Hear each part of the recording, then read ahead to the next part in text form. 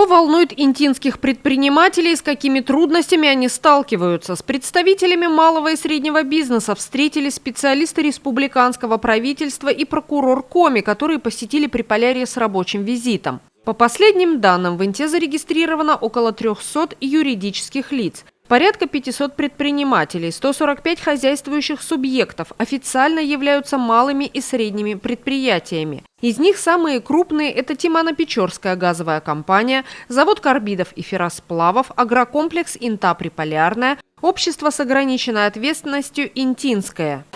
На фоне сложившейся экономической обстановки на особом контроле находятся вопросы соблюдения прав законных интересов резидентов арктической зоны Российской Федерации, реализация ими бизнес-проектов, получение государственных муниципальных преференций.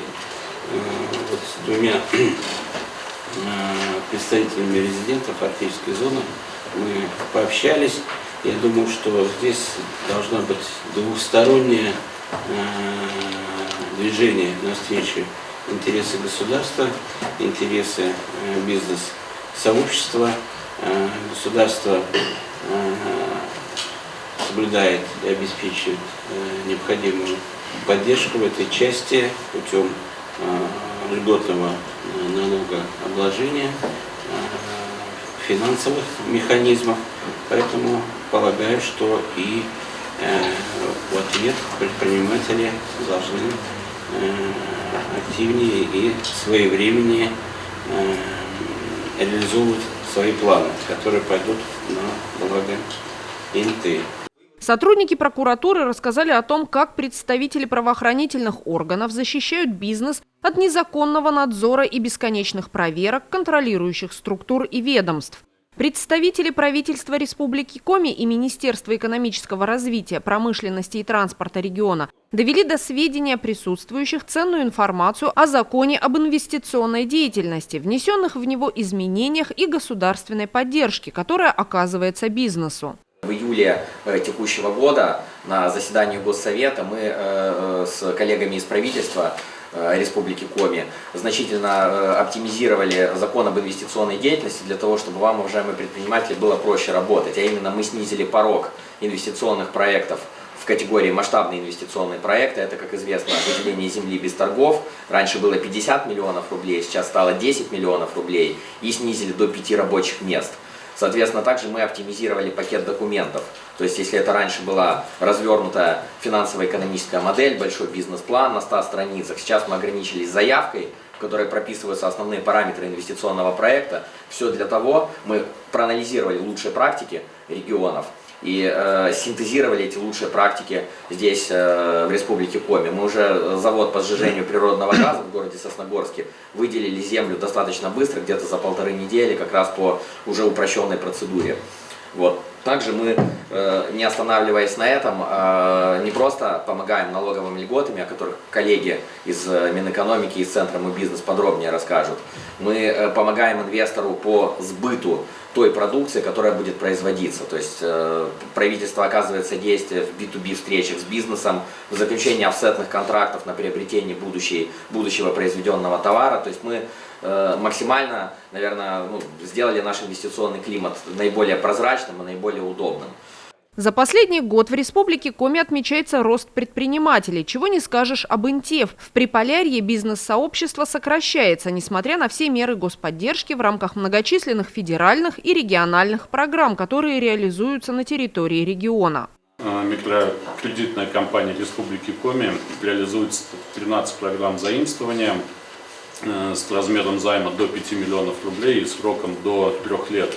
С процентными ставками до 10% годовых. На самом деле хорошее подспорье, с учетом того, что сейчас ключевая ставка составляет 21%. Фактически там кредиты выдаются для малого и среднего бизнеса, начиная, наверное, от 25% и уже уходят далеко выше. И на 1 октября субъектам МСП, который зарегистрирован на муниципальном округе Инта, микрокредитная компания республики предоставила уже 4 микрозайма на сумму 3,7 миллиона рублей. Кроме того, осуществляет поддержку лизинговой компании Республики Коми и предлагает льготные условия лизинга техники и оборудования, максимальная стоимость имущества которых составляет до 25 миллионов рублей. Сергей Носков, заместитель директора Центра развития предпринимательства «Мой бизнес» Коми, вкратце рассказал о деятельности центра и самых популярных и востребованных услугах, предоставляемых предпринимателям, начиная с консультаций и разработки бизнес-плана и заканчивая организацией B2B переговоров. В среднем оказываем 2500 предпринимателям услуги, то есть это в среднем у нас и физические лица проходят в год, и юридические лица, индивидуальные предприниматели, самозанятые. И вот где-то такой показатель 2500 получается услуг мы предоставляем в год. Если говорить про арктических резидентов, а это чуть подробнее коснусь попозже своей речи, да, то на сегодняшний день у нас 16 потенциальных резидентов в Инте, 3 действующих. Хотелось бы, чтобы это было больше, конечно, да, но я расскажу о тех нюансах, которые возникают у действующего бизнеса и у новых предпринимателей, которые заходят. Ну и, соответственно, тут еще нужно, чтобы обратная связь была со стороны предпринимателей в этом направлении. Теперь непосредственно по услугам центра. В основном, как сказал Евгений Николаевич, мы оказываем консультационные услуги, да, вот направлены по большей части на этот формат. Мы помогаем как физическим лицам получить статус предпринимателя, неважно какая это роль будет, юридическое лицо, либо это индивидуальный предприниматель будет, либо это будет самозанятый. И для этого у нас разработаны большое количество программ обучающих, да, азбука от А до Я, так называемую, где вас обучат, расскажут, что такое предприниматель с большой буквы, да, где у нас приглашаются там, в виде форумов, тренингов, мастер-классов, вебинаров и так далее, различные спикеры, в том числе и федерального уровня, и в том числе из действующего бизнеса. К арктической территории относятся 4 муниципалитета Республики Коми. Среди них есть и Инта, где были зарегистрированы первые резиденты. Сергей Носков рассказал, какими льготами и преференциями могут пользоваться резиденты и какие критерии необходимо соблюсти, чтобы им стать. 3 критерия. Регистрация на территории Арктики. Второе – это вложение в свой же проект не менее 1 миллиона рублей капитальных, да, вложений без учета НДС. Его не нужно там показывать нам нужно показать, что вы, чтобы вы показали, что вы приобрели какую-то технику, оборудование, стеллажи, инвентарь, я не знаю, сделали реконструкцию, там, ремонт, но ремонт только в неотъемлемой части здания, не просто косметический. Вот. И нам показали, что вот эти средства вы туда реализовали. Ну и третий, создание как минимум одного нового рабочего места. Нюанс, его немаловажный, касается большинства из вас присутствующих. Все, что я сейчас озвучил, все эти 3 критерия, да, касается новых проектов. Это либо нового вида деятельности, либо нового юридического лица, либо вновь созданного индивидуального предпринимателя, который, если это, например, ранее уже было юридическое лицо, действовало, но обанкротилось, ликвидировалось, либо еще что-то, реорганизовалось куда-то, либо был раньше индивидуальный предприниматель, он решил закрыть и через какое-то время открыть, так вот, все эти моменты будут действовать. Но мы отсматриваем, чтобы за последние 3 года компания, либо индивидуальный предприниматель, либо лицо, которое работало там в качестве директора, еще кого-то, не получали выручку. Вот была выручка 4 года назад, компания ликвидировалась, индивидуальный предприниматель закрылся, через 4 года решил снова открыться. Это абсолютно новая история. Вот для него это чистый лист. Это считается новое юридическое лицо, новый проект.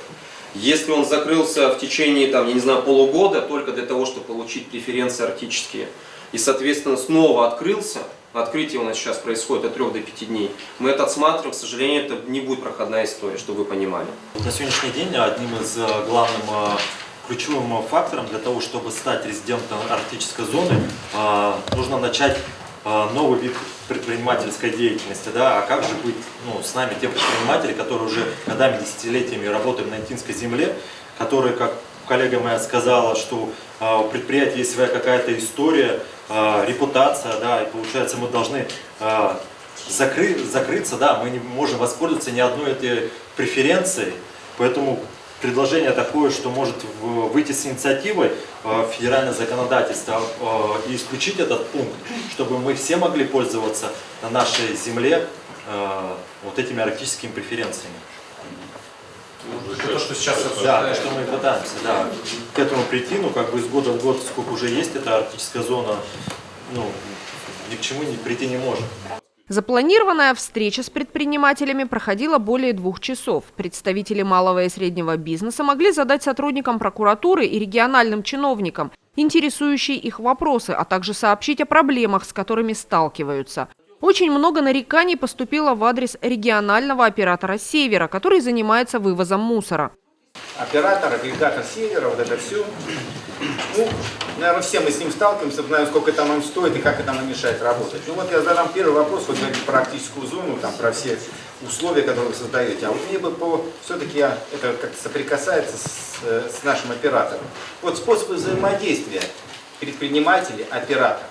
Как решаются эти вопросы? Каким образом можно их решать? Потому что в большинстве случаев оператор просто игнорирует. А наши взаимоотношения совсем носят такой технический характер. Мы пишем письма в администрацию, куда угодно. Нам приходят снова письма. Но по существу, почему это происходит, у нас все это игнорируется. Ну, следующий вопрос, как бы, это вот первый вопрос. И как можно влиять на оператора? Потому что законодательство дало ему монопольное право. В том числе, насчитывать, заключить договора, все, что называется, как называются эти объемы и все прочее. Он сплошь и рядом, он идет вопреки законодательству. Мы не можем добиться, вот сейчас я нахожусь в арбитражном суде, мы просто не можем добиться от него неких, компромиссов. Потому что в большинстве случаев он не реагирует, не хочет реагировать, а все заключается в том, что, извините, с нас выбирать деньги. И больше ничего. Даже давайте посмотрите на их устав, когда они выигрывали торги. Что сделали мне для НТ? Какую переработку? Что они тут вообще? Как у нас. Утилизация, переработка. Хоть килограмм кто-то отсюда вывез, а их сколько утилизировали? Нам просто подняли тарифы и все. Ну и следующий вопрос, который соотносится ко всему, что я сказал. У нас законодательство, отношение оператора, сейчас снова говорю, наверное, в других, оно такая двоякая. И оно больше звучит на усмотрение оператора или на решение этого оператора. Весь вопрос у меня в том, кто усматривает и как решает, и почему именно он делает это. Потому что сплошь и рядом я лично соотносимся как, скажем, не равноправно. Мы можем видеть, условно, управляющую компанию, которая стоит мусорные места по сбору такого, который нарушает тоже регламент, 50 метров. И мы можем видеть предпринимателя, которому, скажем так, говорят, а где у вас 50 метров? Мы можем тут же рядом видеть, что кому-то можно собирать в контейнера, а кому-то нельзя. И контейнера назначают, и это сплошь и рядом. Вот эти все вопросы, которые существуют, их надо решать. Потому что деньги, которые нам выкатывает оператор, они просто сумасшедшие. И, конечно, ни одними нашими доходами мы покрывать не можем.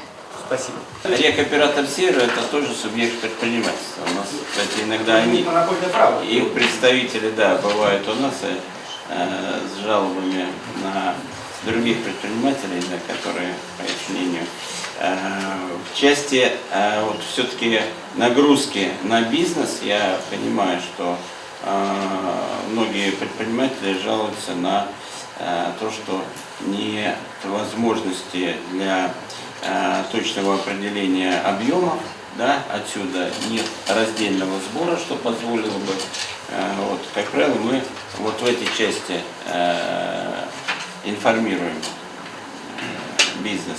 Но в целом это вопрос мы хотели обсуждать на площадке и торгово-промышленной палаты, и руководитель, уполномоченный по правам бизнеса.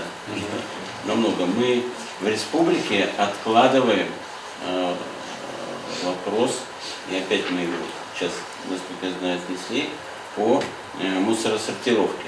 У меня другой вопрос. У меня вопрос вообще на самом деле другой. Но это наболевшая тема, потому что она длится 5... судебные споры вы выигрываете. Да. Тем более я попрошу. Но понимаете, вы смотрите, мне же надо, у меня очень большой объем времени. Вместо того, чтобы заниматься своей основной деятельностью, я все время сижу в этих судах, доказываю, что у меня этот контейнер стоит, это кошмар. У вас учредитель муниципалитета? Да, у меня учредитель муниципалитета. Акционерное общество.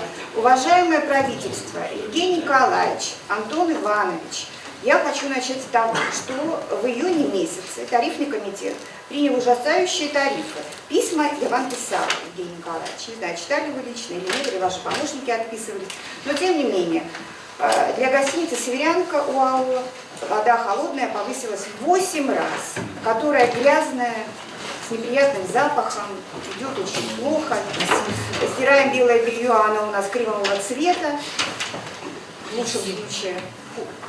А в худшем вообще такого желтоватого, некрасивого. 800 раз. Да, ну это невозможно. То есть правительство, тарифный комитет, я разговаривала, я им звонила, и при разговоре таком они говорят, а мы забыли, что такие предприятия вообще существуют, ну, такое акционерное общество. То есть у нас АКВЭД одинаковый, например, с ИП Бостриковым, ну да, вот, который держит апартаменты, вы, наверное, отдыхали. Ну там, насколько я помню, причина была то, что не могли признать субъектом МСПЛ, да? Конечно, потому что вы принадлежите непосредственно. да, потому что у нас учредитель, но они не принимают в нашей экономической деятельности никакого участия. Нет, ну тут в любом случае должно быть исключение, тогда, наверное, с тарифным комитетом. Они нам ответили, что они ничего не могут, сдавайте в аренду. И арендатору все отдавайте. Да, понимаете, вот они нашли такое административное решение, отдавайте все в аренду. И пусть арендатор сам там заключает. Хорошо, как большое здание, помещение, да, пятиэтажная гостиница, кому она сдаст в аренду, и как это администрировать, это тепло, эту воду и все остальное. Хорошо, а помыться гостю сколько это будет стоить? Ну это вообще нереально даже посчитать. Знаете, вот это как издевка была, и серьезно. Просто когда я получила вот это вот, прочитала постановление, да, которое принято нашим правительством в июне, и указ Владимира Валентиновича УБ, ну, был шок. Был шок. Забывать про предприятия, которые находятся на Крайнем Севере, которые существуют и действуют, ну как бы нельзя, я так считаю. Потом второй вопрос. У нас страдают некоторые люди о том, что, ну, те, которые проходят по программам трудоустройства через Центр занятости, потом молодые специалисты, у которых нет там за 2 года среднего заработка. Почему-то мы платим все свои МРОТы с коэффициентом северная надбавка, а размещение мы получаем только с коэффициентом северным. Куда все? Значит, мы свои обязанности исполняем, платим. Вроде как государство делает для нас хорошо, там осваиваете занятость населения, осваиваете там что-то делаете, и также молодые специалисты, у которых нет 2 года среднего заработка по МРОТу, да, они получают намного меньше больничных. Людям что, болеть теперь нельзя? Это тоже вопрос к правительству. Вот. И третий вопрос. У меня, конечно, в прошлом году мы были неприятно удивлены размером патента, который был предусмотрен на 2024 год. У нас патент вырос в ИНТе буквально на 50%. Для нас это очень дорого. Возможно, там другие территории, такие как Усинг, Сыктывкар и Ухта, может быть, они и тянут это все. Для нас это фатально. Ваша статистика не совсем отображает то, что есть на самом деле. Потому что предприниматели некоторые просто прекратили свою деятельность, некоторые приостановили свою деятельность. Мы потеряли арендаторов, мы потеряли предпринимателей, и это очень заметно. Пожалуйста, заботьтесь о нас. Нас осталось мало. Мы выжили, мы выживаем и готовы работать на благо республики. Вот я про себя могу сказать, да, про наших предприятий. У нас нет недоимок по налогам.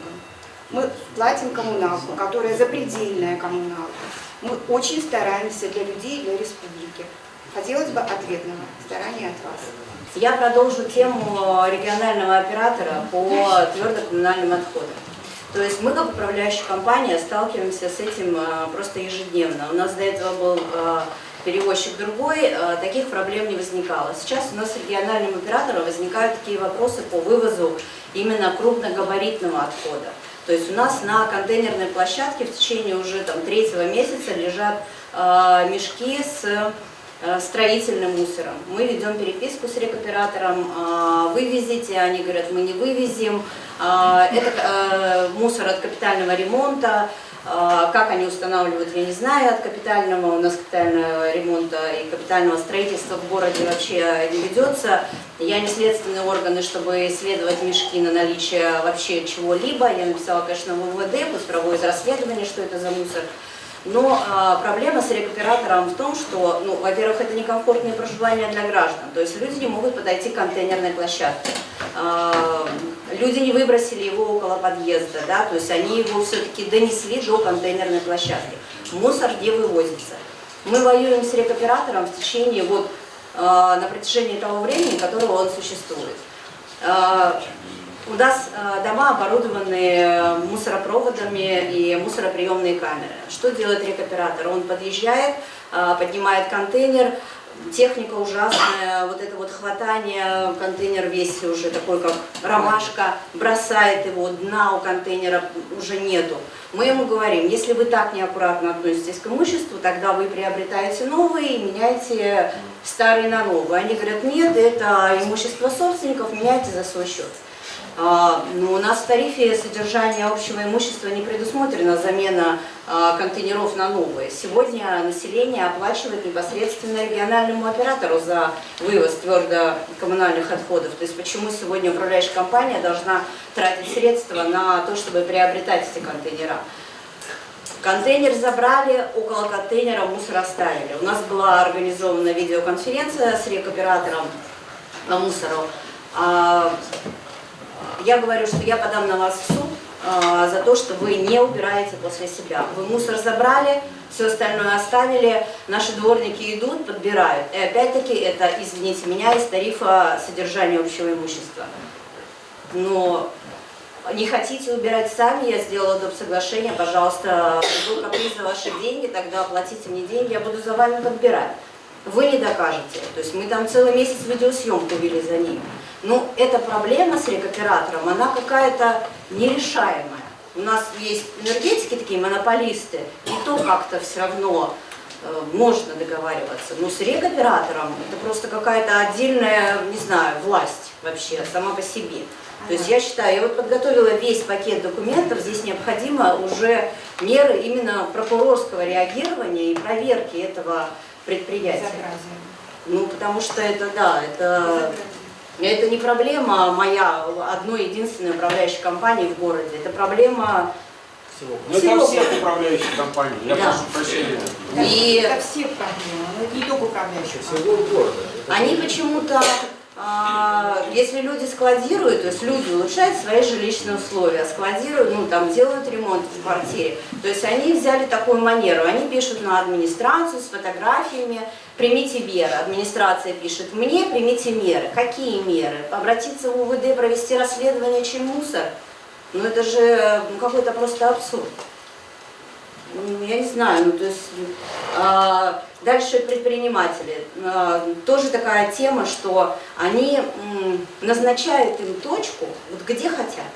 Выясняли этот вопрос, почему? То есть предприниматель, магазин, да, то есть заваливает мне весь контейнер. У меня тем более не контейнерная площадка, у меня мусоропровод.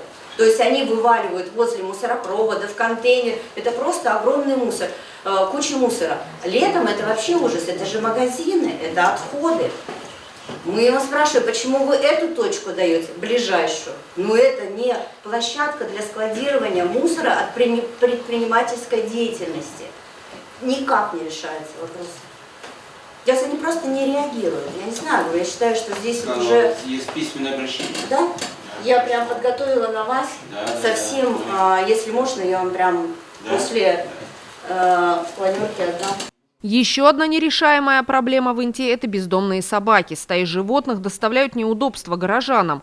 Людей интересует, когда уже власти примут какие-нибудь меры. Численность безнадзорных собак растет. На местном уровне ситуацию решить не удается. Я думала, либо медведи собак, либо собаки медведей. Медведи вроде закончились, но собаки не заканчиваются, понимаете? Этот вопрос на местном уровне, да, какой-то приют, аукционы, чипируют, выпускают назад. Собаки живут на детских площадках. Это многочисленные жалобы населения. Сегодня конкретный пример. На Морозова 16, в 50 метрах от дома, люди построили огромную будку для собак. Там 30 собак. Это вход на лыжню, там, я не знаю, люди просто гуляют, там дорожка лесная. Ну, невозможно пройти. Люди-то куда жалуются? Они жалуются, конечно, в ЖЭК. Конечно, управляющую компанию жалуются, примите меры. Какие меры мне принять, по отлову собак. Уже прям пишут: Конева, пойди поймай собак. Ну это же уже смешно. Предусмотрели, не было в бюджете денег, вот дефицитный бюджет, но тем не менее выделили еще дополнительно 30 миллионов рублей на то, чтобы значит, новые приюты для собак были построены. Они построены практически в каждом районе республики, но помимо этого, значит, принимаем законопроект в полном соответствии с федеральным законом о том, что агрессивная собака, которая кого-то покусала, она будет вообще подвергнута эвтаназии, то есть усыплению. То есть это будет в ближайшее время сделано. Нет, вот сейчас, сегодня госпрограмма принимается в Госсовете по Минсельхозу. Этот закон в ближайшее время будет принят. И по опыту Республики Бурятия, которая первая инициировала, значит, то, что собаки, которые нападают, они будут усыпляться. Интинские предприниматели высказали все наболевшее. Часть вопросов представители бизнес-сообщества задали лично сотрудникам прокуратуры и специалистам республиканского правительства. Действительно, такая очень живая встреча получилась. Николай Валентинович Егоров, прокурор Республики Коми, вместе со своей командой, и вот команда правительства, действительно, значит, сегодня были заданы всевозможные вопросы, вопросов было много, предпринимателей, если вот так их систематизировать, это действительно 3 группы вопросов. Это вопросы, связанные с беспризорными собаками, которые оказывают, там, могут волновать жителей, там, нападать на них и так далее. Второе – это региональный оператор Севера, и вопросы, связанные с, скажем так, с тем, что тяжело жителям работать с ним, и существуют вопросы взаимодействия, к чему обращались и к прокуратуре, и к правительству. И третья группа вопросов – это арктический резидент, как стать арктическим резидентом, какие преференции получить. И даже поднимался вопрос депутатом о создании свободной таможенной зоны на территории Воркуты и Инты по аналогии с Магаданской областью. Безусловно, все эти вопросы, которые задавались, и которые, там, возможно, будут сейчас еще с прокурором обсуждаться, они все решаемые, и мы даже сегодня, ну, что касается мер господдержки, описали абсолютно все меры господдержки, которые существуют сегодня на республиканском уровне, рассказали предпринимателям, какой пакет документов собрать, чтобы получить меры господдержки. Это арктический резидент, рассказали про особые экономические зоны, индустриальные парки, которые у нас существуют, что нужно, чтобы создать свободную таможенную зону.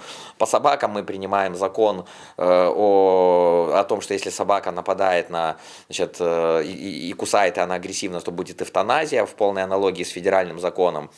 Вот. И вопросы, касающиеся регионального оператора Севера, они нуждаются в такой детальной проработке. Возможно, ну, здесь нужно вместе с прокуратурой отработать, понять, систематизировать эти вопросы, поэтому письма все направлены и в правительство, и в прокуратуру. Я думаю, мы соберемся, проанализируем, только глубокий всесторонний анализ даст нам правильное решение. Но я думаю, что все вопросы, они решаемы, как я ранее сказал, и в тесном, именно, значит, в тесном тандеме прокуратура, правительство и вот предприниматели, и бизнес, это мы сможем эти вопросы решить. Очень активная позиция руководства Инты. Это в Рио главы, заместителя главы Барабаш и других коллег, которые действительно очень активно тоже включились в повестку, и мы вот одной командой продолжаем сейчас отрабатывать. Сегодня работаем весь день, завтра возвращаемся в Сыктывкар, и там уже даем детальный анализ и решение данных вопросов. Сегодня с большим удовольствием посетил муниципальный округ Инта. Сегодня мы вместе с прокурором осуществили общение с предпринимательским составом города и района. Было затронуто очень много острых вопросов, постарались ответить на те вопросы, которые остались без ответа. Мы, конечно же, возьмем в работу, они действительно такие емкие, и хотелось бы все-таки по ним решение в кратчайшие сроки найти, потому что они действительно затрагивают большое количество предпринимателей в регионе. Это в первую очередь арктическая резидентность. Здесь мы выступим с законодательной инициативой все-таки изменить немножко условия вхождения в резидентность Арктики, потому что, ну, действительно, там предприниматели, которые уже ведут бизнес на территории арктических регионов многие-многие года, они все-таки немножко обделенными, в моем понимании, считаются, так как, приходя новый резидент на территорию Арктики, получает все преференции, льготы, а те, кто здесь уже давно работает и развивает бизнес, этой возможности лишены. В рамках рабочего визита представители прокуратуры и правительства Коми также посетили ряд промышленных и сельскохозяйственных предприятий и социальных учреждений.